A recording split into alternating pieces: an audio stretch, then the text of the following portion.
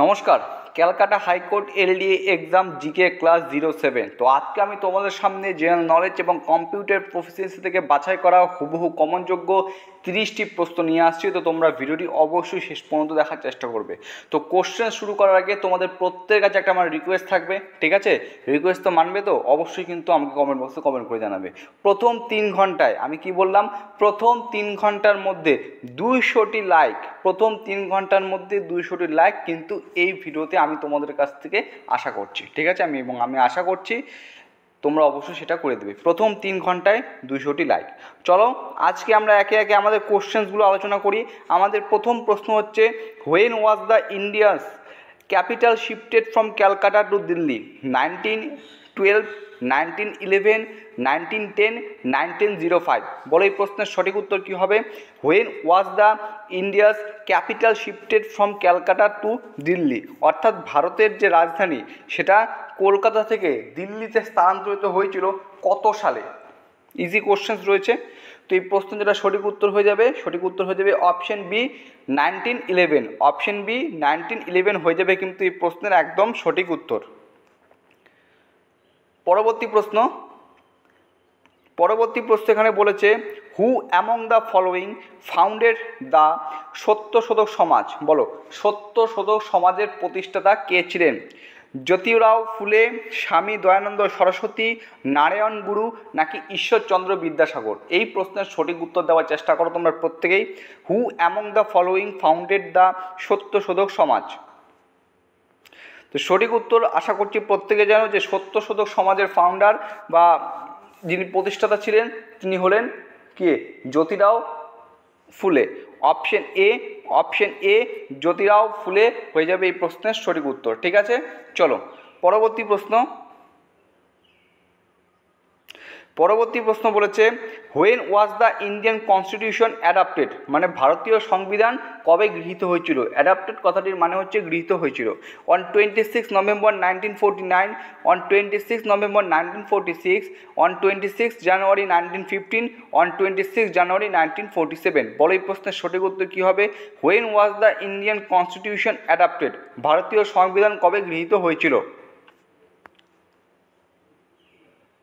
তো সঠিক উত্তর হয়ে যাবে the Indian constitution was adapted on option A 26 November 1949। তো অপশন এ দেখতে পাচ্ছ 26 নভেম্বর 1949, এটা হয়ে যাবে এই প্রশ্নের কিন্তু একদম সঠিক উত্তর। পরবর্তী প্রশ্ন যেটা বলেছে সেটা হচ্ছে, দেখো, from which country has the Indian constitution derived the feature of a 5-year plan? USA, Ireland, South Africa নাকি USSR? From which country has the Indian constitution derived the feature of a 5-year plan? বড় এই প্রশ্নের সঠিক উত্তর কী হবে? যদি বাংলাতে ট্রান্সলেট করি তাহলে এরকম হয়ে দাঁড়ায়, কোন দেশ থেকে ভারতীয় সংবিধানে পঞ্চবার্ষিকী পরিকল্পনার বৈশিষ্ট্যটি এসেছে? পঞ্চবার্ষিকী পরিকল্পনা কোন দেশের সংবিধান থেকে গৃহীত হয়েছে? বলে এই প্রশ্নের সঠিক উত্তর কী হবে? তো এই প্রশ্নের সঠিক উত্তর হবে অপশন ডি USSR, ঠিক আছে? বর্তমানে রাশিয়া, ঠিক আছে, নাও রাশিয়া। চলো পরবর্তী প্রশ্ন নাম্বার 5। এবং তোমরা যারা দেখছো তাদের প্রত্যেকের কাছে একটা রিকোয়েস্ট থাকবে, আমি আবারও তোমাদের রিপিট করে বলছি, প্রথম 3 ঘন্টায় 200টি লাইক কিন্তু আমি এই ভিডিওতে অবশ্যই চাই তোমাদের কাছ থেকে, আমি সেটা আশা করছি। Which of the following article discusses the veto power of the President of India? Article 145, Article 114, Article 111, Article 122। বলে এই প্রশ্নের সঠিক উত্তর কী হবে? Which of the following articles discusses the veto power of the President of India? Veto power of President of India মানে হচ্ছে ভারতের রাষ্ট্রপতির ভেটো ক্ষমতা। ভারতের রাষ্ট্রপতির ভেটো ক্ষমতা নিয়ে কোন আর্টিকেল আলোচনা করা হয়েছে? বলো কোন আর্টিকেলে? তো এই প্রশ্ন যেটা সঠিক উত্তর হয়ে যাবে সেটা হচ্ছে option number C article 111। Option C article 111 article 111 হয়ে যাবে কিন্তু এই প্রশ্নের সঠিক উত্তর। পরবর্তী প্রশ্ন আমরা দেখে নেব। পরবর্তী প্রশ্ন কি রয়েছে? Which of the following article of the Indian constitution defines the money bill? Article 115, article 113, article 110, article 109। Which of the following article of the Indian constitution defines the money bill? ভারতীয় সংবিধানের কোন আর্টিকেলে অর্থ বিলের সংজ্ঞা সম্বন্ধে ডিফাইন করা হয়েছে, অর্থবিল সম্পর্কে ব্যাখ্যা করা হয়েছে। বলো এই প্রশ্নের সঠিক উত্তর কী হবে? তো অর্থবিলের সঙ্গে ভারতীয় সংবিধানের কোন আর্টিকেল জড়িত, এটা তোমাদের প্রথমত মনে রাখতে লাগবে। এটা সঠিক উত্তর হয়ে যাবে অপশন সি আর্টিকেল 110। ঠিক আছে, অপশন সি আর্টিকেল 110 হয়ে যাবে কিন্তু প্রশ্নের সঠিক উত্তর। পরবর্তী প্রশ্ন বলেছে, দেখো, দ্য ওয়ার্ডস, তিনটা শব্দ, সোশিয়ালিস্ট কথাটির মানে হচ্ছে সমাজতান্ত্রিক। তারপরে দেখতে পাচ্ছ সেকুলার কথাটির মানে হচ্ছে ধর্মনিরপেক্ষ। অ্যান্ড ইন্টিগ্রিটি কথাটির মানে হচ্ছে সততা। ঠিক আছে, were added in the preamble of Indian constitution by which amendment, এখানে অ্যামেন্ডমেন্ট কথাটির মানে হচ্ছে সংশোধন। অর্থাৎ ভারতীয় সংবিধানের প্রস্তাবনায় সোশ্যালিস্ট, সেকুলার এবং ইন্টিগ্রিটি এই তিনটি শব্দ যোগ করা হয়েছে কোন সংশোধনের মাধ্যমে? কততম সংবিধান সংশোধনের মাধ্যমে? 52, 44, 42 নাকি 72? বলো এই প্রশ্নের সঠিক উত্তর কী হবে? ইজি কোশ্চেন্স রয়েছে। তো এই প্রশ্নের যেটা সঠিক উত্তর সেটা হচ্ছে অপশন নাম্বার সি 42। ঠিক আছে, অর্থাৎ 72তম সংবিধান সংশোধনের মাধ্যমে কিন্তু ভারতীয় সংবিধানের প্রস্তাবনায় সোশ্যালিস্ট, সেকুলার এবং ইন্টিগ্রিটি তিনটে শব্দ অ্যাড করা হয়েছে। ঠিক আছে, অপশন সি 42 হয়ে যাবে এই প্রশ্নের একদম সঠিক উত্তর। চলো নেক্সট, পরবর্তী প্রশ্ন বলেছে, which of the following is not a fundamental right as per the constitution of India, অর্থাৎ ভারতীয় সংবিধান অনুসারে, ঠিক আছে, নিম্নের কোনটি কোনো মৌলিক অধিকার নয়? ফান্ডামেন্টাল রাইট মানে হচ্ছে মৌলিক অধিকার। Option A freedom of speech and expression. Freedom of speech and expression কথাটির মানে তোমাকে অবশ্যই জানতে হবে। ঠিক আছে, তারপরে হচ্ছে equal justice and free legal aid, right to equality, right to constitutional remedies. তো এখানে চারটা অপশনের মধ্যে বলছে কোনটা কোনো মৌলিক অধিকার নয়। অপশন ডি দেখতে পাচ্ছ, রাইট টু কনস্টিটিউশনাল রিমেডিস মানে হচ্ছে সাংবিধানিক প্রতিকারের অধিকার। ঠিক আছে, option C right to equality মানে হচ্ছে সমতার অধিকার। Next, equal justice and free legal aid. Equal justice কথাটির মানে কি? মানে সমান বিচার এবং বিনামূল্যে আইনি সহায়তা। Option A freedom of speech and expression মানে বাক ও মত প্রকাশের স্বাধীনতা। বলো চারটা অপশনের মধ্যে কোনটি হয়ে যাবে যে কোনটি নিচের মৌলিক অধিকার নয়? তো প্রশ্নের সঠিক উত্তর যেটা হয়ে যাবে, সঠিক উত্তর হয়ে যাবে অপশন নম্বর B, equal justice and free legal aid হয়ে যাবে কিন্তু এই প্রশ্নের একদম সঠিক উত্তর। অপশন বি হয়ে যাবে কিন্তু প্রশ্নের একদম সঠিক উত্তর। নেক্সট আমরা পরবর্তী প্রশ্ন দেখব। পরবর্তী প্রশ্ন কি বলেছে, which vitamin keeps our eyes and skin healthy. কোন ভিটামিন আমাদের চোখ এবং স্কিনকে হেলদি রাখতে সাহায্য করে? Option A vitamin B, option B vitamin A, option C vitamin D, option D vitamin A. বলে এই প্রশ্নের সঠিক উত্তর কী হবে? Which vitamin keeps our eyes and skin healthy. তো এই প্রশ্নের যেটা সঠিক উত্তর হয়ে যাবে option number B vitamin A. Vitamin A হয়ে যাবে প্রশ্নের সঠিক উত্তর। ভিটামিন এ এর রাসায়নিক নাম তোমরা অবশ্যই আমাকে কমেন্ট বক্সে কমেন্ট করে জানাও। চলো পরবর্তী প্রশ্ন বলেছে, which of the following gas is not related to acid rain. নিচের কোন গ্যাসটি অ্যাসিড রেনের সঙ্গে সম্পর্কিত নয়? NH3 মানে হচ্ছে অ্যামোনিয়া, SO3 মানে sulphur trioxide, NO nitrogen oxide, NO2 nitrogen dioxide. বলো এই প্রশ্নের সঠিক উত্তর কী হবে? Which of the following gas is not related to acid rain. তো অ্যাসিড রেইন বা অ্যাসিড বৃষ্টির সঙ্গে সম্পর্কিত নয় নিচের গ্যাস হলো, চারটা অপশনের মধ্যে সঠিক উত্তর হয়ে যাবে অপশন এ NH3 অ্যামোনিয়া। ঠিক আছে, অপশন এ NH3 হয়ে যাবে কিন্তু এই প্রশ্নের সঠিক উত্তর। পরবর্তী প্রশ্ন নাম্বার 11 কি প্রশ্ন বলেছে, who is regarded as the father of modern economics. Who is regarded as the father of modern economics. Modern economics মানে হচ্ছে আধুনিক অর্থনীতি। তো আধুনিক অর্থনীতির জনক কাকে বলা হয়? অমর্ত্য সেন, জন মাইনার্ড কেনিস, অ্যাডাম স্মিথ নাকি মনমোহন সিং। বলো এই প্রশ্নের সঠিক উত্তর কী হবে? Who is regarded as the father of modern economics. আধুনিক অর্থনীতির জনক কাকে বলা হয়? সঠিক উত্তর হয়ে যাবে অপশন সি অ্যাডাম স্মিথ। ঠিক আছে, অপশন সি অ্যাডাম স্মিথ হয়ে যাবে কিন্তু প্রশ্নের সঠিক উত্তর। আমাদের পরবর্তী প্রশ্ন নাম্বার 12 কি প্রশ্ন বলেছে, gym Corbett national park was established in 1936। মানে হচ্ছে জিম করবেট যে ন্যাশনাল পার্ক রয়েছে সেটা এস্টাবলিশড হয়েছিল মানে হচ্ছে প্রতিষ্ঠিত বা স্থাপিত হয়েছিল 1936 সালে। Two save the endanger species of, এই কথাটার মানে হচ্ছে কোন বিপন্ন প্রজাতিকে বাঁচাতে এটি জিম করবেট ন্যাশনাল পার্ক 1970 সালে প্রতিষ্ঠিত হয়েছিল। পিকক মানে ময়ূর, হোয়াইট এলিফেন্ট সাদা হাতি, বেঙ্গল টাইগার নাকি ব্লু হোয়েল? বলো এই প্রশ্নের সঠিক উত্তর কী হবে? মোস্ট ইম্পর্টেন্ট একটি কোশ্চেন। তো এই প্রশ্নের সঠিক উত্তর হয়ে যাবে the Jim Corbett national park was established in 1936 to save the endangered species of. সঠিক উত্তর হয়ে যাবে option C Bengal tiger. Option C Bengal tiger হয়ে যাবে কিন্তু এই প্রশ্নের একদম সঠিক উত্তর। ঠিক আছে, নেক্সট চলো পরবর্তী প্রশ্ন আমরা দেখে নিচ্ছি।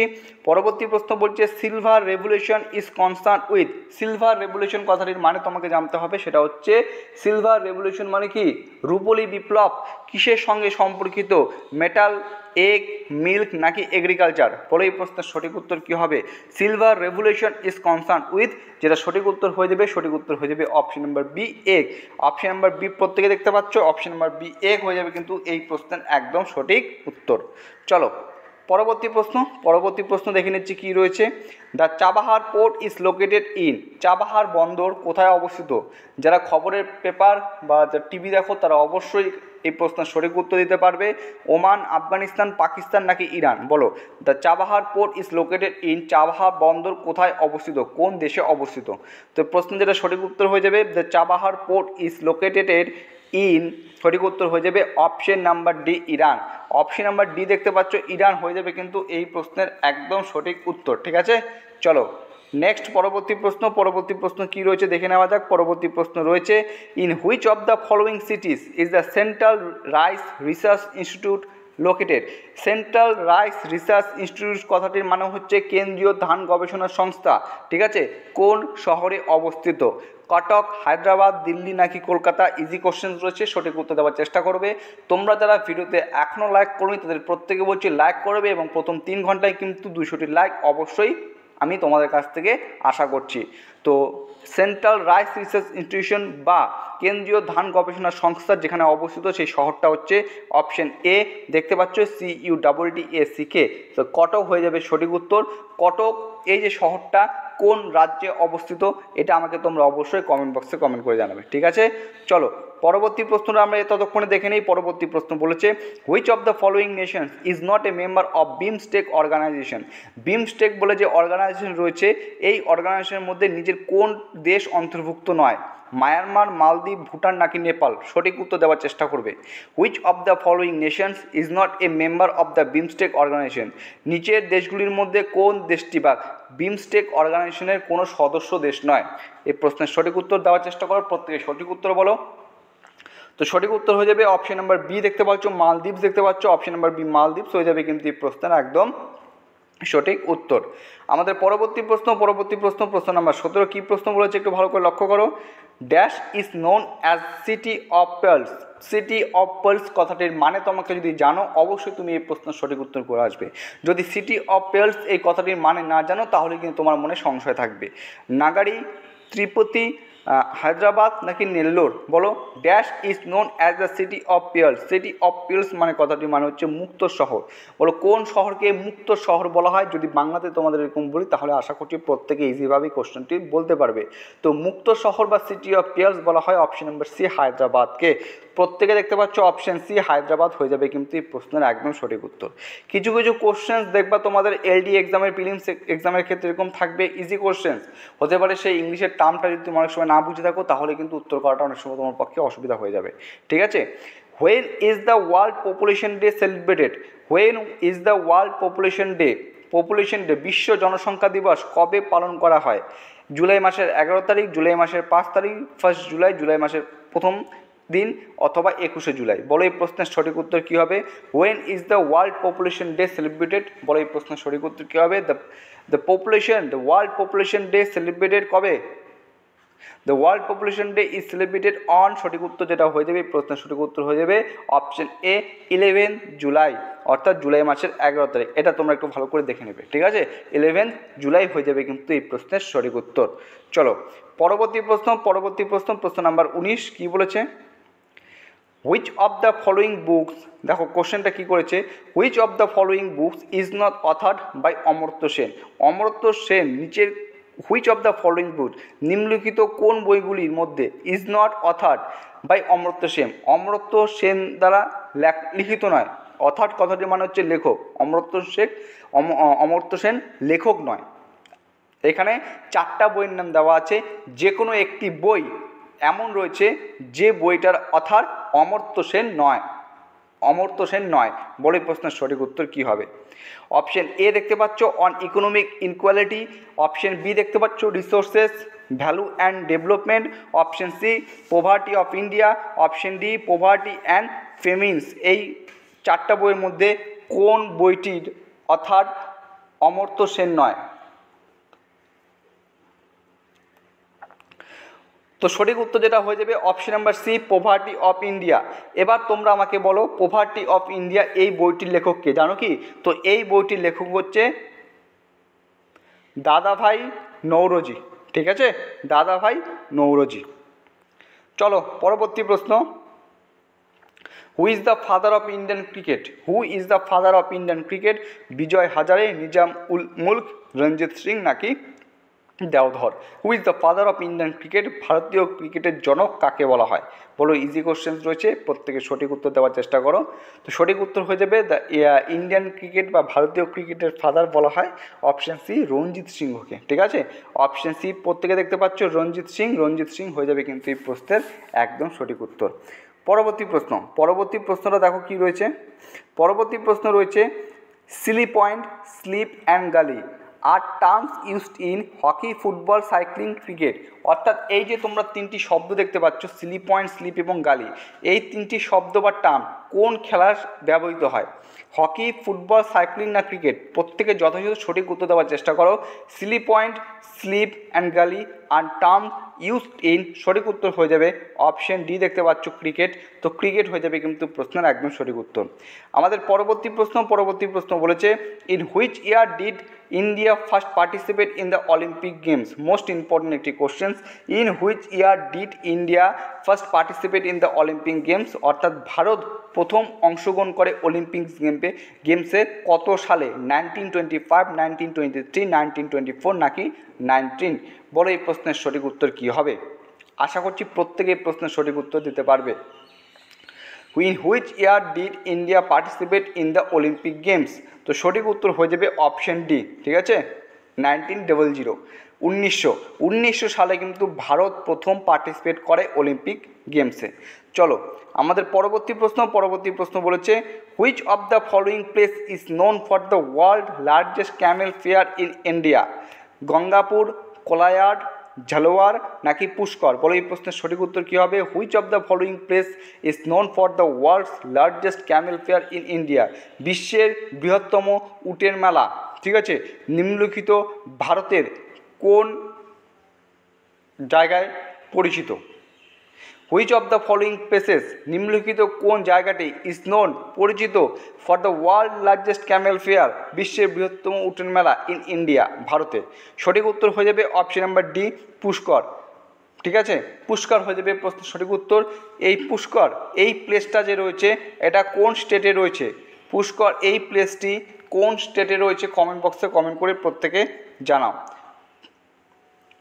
পরবর্তী প্রশ্ন কি বলেছে দেখো, দ্য সাহিত্য Akademi was formally inaugurated by Government of India on 12 March dash 1956, 1954, 1958, 1952?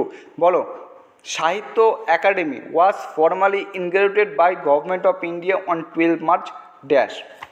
শূন্যস্থান পূরণ রয়েছে, মোস্ট ইম্পর্টেন্ট প্রশ্ন। এই যে দেখতে পাচ্ছ এই টার্মসটা যে inaugurated by government of India মানে হচ্ছে সরকার কর্তৃক উদ্বোধন করা। সাহিত্য একাডেমি সরকার কর্তৃক কবে উদ্বোধন করা হয়েছিল? 12ই মার্চ হয়েছিল, ডেটটা দেওয়া আছে, তোমাকে সালটা বিবেচনা করতে হবে। তো এই প্রশ্নের সঠিক উত্তর হয়ে যাবে অপশন বি 1954, 1954। ঠিক আছে, 12 মার্চ 1954 হয়ে যাবে এই প্রশ্নের সঠিক উত্তর। চলো পরবর্তী প্রশ্ন কি রয়েছে? পরবর্তী প্রশ্ন রয়েছে which of the following is a folk dance of Maharashtra? নিম্নের কোনটি মহারাষ্ট্রের একটি ফক ড্যান্স? বিহু, লাভানি, বাউল নাকি মন্দ? এই প্রশ্নের সঠিক উত্তর দেওয়ার চেষ্টা করো। Which of the following is a folk dance of Maharashtra? তো বিহু যেটা আছে এটা বিহু কোন রাজ্যের ফক ড্যান্স? বিহু হচ্ছে আসাম, প্রত্যেকে জানো। বাউল হচ্ছে আমাদের ওয়েস্ট বেঙ্গল এবং মান্ড হচ্ছে গোয়া রাজ্যের একটি ফক ড্যান্স। তো সঠিক বেঁচে থাকলো অপশন বি লাভানি। তো লাভানি হয়ে যাবে কিন্তু এই প্রশ্নের একদম সঠিক উত্তর। চলো আমাদের পরবর্তী প্রশ্ন কি বলেছে? Which of the following is an example of the binary number system? নিচের কোনটি বাইনারি নাম্বার সিস্টেমের উদাহরণ? অপশন চারটা দেওয়া রয়েছে দেখো, 100101, option B 89056, option C ABCDE, option D 009। বলছে কোনটি বাইনারি নাম্বার সিস্টেমের একটা উদাহরণ? তো বাইনারি নাম্বার সিস্টেমের উদাহরণ বলতে গেলে বাইনারি নাম্বার সিস্টেম বলতে কি বোঝায়? বাইনারি সংখ্যা পদ্ধতি বা ডিমিক সংখ্যা পদ্ধতি হলো একটি সংখ্যা পদ্ধতি যাতে সকল সংখ্যাকে কেবলমাত্র 0 এবং 1 দ্বারা প্রকাশ করা হয়। তো এই প্রশ্নের সঠিক উত্তর যাবে অপশন অনুসারে অপশন এ হয়ে যাবে কিন্তু এই প্রশ্নের একদম সঠিক উত্তর। ঠিক আছে, এই প্রশ্নের একদম সঠিক উত্তর হয়ে যাবে অপশন এ। পরবর্তী প্রশ্ন নাম্বার 27 কি প্রশ্ন বলেছে একটু দেখে নাও। What is the full form of EVM? EVM জানো, ইভিএমের সময় এই ভোটের সময় যখন ভোট দিতে যাও অবশ্যই তোমরা ইভিএমের নামটার সঙ্গে শুনছো বা জড়িত আছো, নামটা শুনছো। তো ইভিএমের কথাটি সম্পূর্ণ রূপ কি? Electric voting machine, essential voting machine, election voting machine নাকি ইলেকট্রনিক ভোটিং মেশিন? বলে এই প্রশ্নের সঠিক উত্তর দেওয়ার চেষ্টা করো। What is the full form of EVM? তো সঠিক উত্তর হয়ে যাবে the full form of EVM is, সঠিক উত্তর হয়ে যাবে option D electronic voting machine. Option D দেখতে পাচ্ছ ইলেকট্রনিক ভোটিং মেশিন হয়ে যাবে কিন্তু এই প্রশ্নের একদম সঠিক উত্তর। আমাদের পরবর্তী প্রশ্ন number 28 which is not a web browser from the following? নিম্নলিখিতের মধ্যে কোনটি একটি ওয়েব ব্রাউজার নয়? গুগল, সাফারি, মোজিলা, ফায়ারফক্স নাকি অপেরা? বলো এই প্রশ্নের সঠিক উত্তর কী হবে? Which is not a web browser from the following? নিচের কোনটি একটি ওয়েব ব্রাউজারের উদাহরণ নয়? তো সঠিক উত্তর যেটা হয়ে যাবে সেটা হচ্ছে option A Google. Option A Google হয়ে যাবে কিন্তু এই প্রশ্নের একটি সঠিক উত্তর। ঠিক আছে, চলো পরবর্তী প্রশ্ন number 29 a computer on the internet is identified by email address of the owner, password, cryptographic code নাকি আইপি অ্যাড্রেস? ইজি কোশ্চেন্স, আশা করছি প্রত্যেকে সঠিক উত্তর দিতে পারবে। A computer on the internet is identified by, সঠিক উত্তর কী হবে? সঠিক উত্তর হয়ে যাবে option D IP address. Option D IP address হয়ে যাবে কিন্তু এই প্রশ্নের একদম সঠিক উত্তর। চলো আজকে আমাদের পরবর্তী এবং আজকে আমাদের শেষ প্রশ্ন number 30 the speed of CPU can be measured. এই যে সিপিইউ যে রয়েছে তার যে স্পিড রয়েছে এটা কিসে পরিমাপ করা হয়, কিসে মেজার্ড করা হয়? Horse power, bits per second, megahertz নাকি লাক্স? বলো এই প্রশ্নের সঠিক উত্তর কী হবে? The speed of CPU can be measured in, সঠিক উত্তর হয়ে যাবে অপশন সি মেগাহার্জ। তো মেগাহার্জ হয়ে যাবে কিন্তু এই প্রশ্নের একদম সঠিক উত্তর। ঠিক আছে, তো চলো আজকে আমি তোমাদের সাথে গুরুত্বপূর্ণ 30টি প্রশ্ন আলোচনা করলাম। আশা করছি তোমাদের ভিডিওটা দেখে উপকৃত হয়েছে। 30টি কোশ্চেন্সের মধ্যে কতগুলি কোশ্চেন্স ঠিক করলে অবশ্যই কমেন্ট বক্সে কমেন্ট করে জানাবে। এবং এর পাশাপাশি যেটা বলেছি এবং সেটা কিন্তু তোমাদের অবশ্যই কমপ্লিট করতে হবে, সেটা হচ্ছে প্রথম 2 ঘন্টায় কিন্তু 200টি লাইক কিন্তু অবশ্যই তোমরা করে দেবে। ঠিক আছে, চলো হাতে আর বেশি সময় নেই। আজকে হচ্ছে 26 তারিখ আর 27, 28 দুদিন রয়েছে। দুদিন আমরা আরও তোমাদের সাথে মোস্ট ইম্পর্টেন্ট কিছু কোশ্চেন্স নিয়ে আসবো। আশা করছি তোমরা ভালো করে পড়াশোনা করছো, তোমরা ফুল প্রিপেয়ার রয়েছো। চলো আজকের ভিডিও এখানে শেষ করছি। সুস্থ থাকবে, ভালো থাকবে। জয় হিন্দ, জয় ভারত।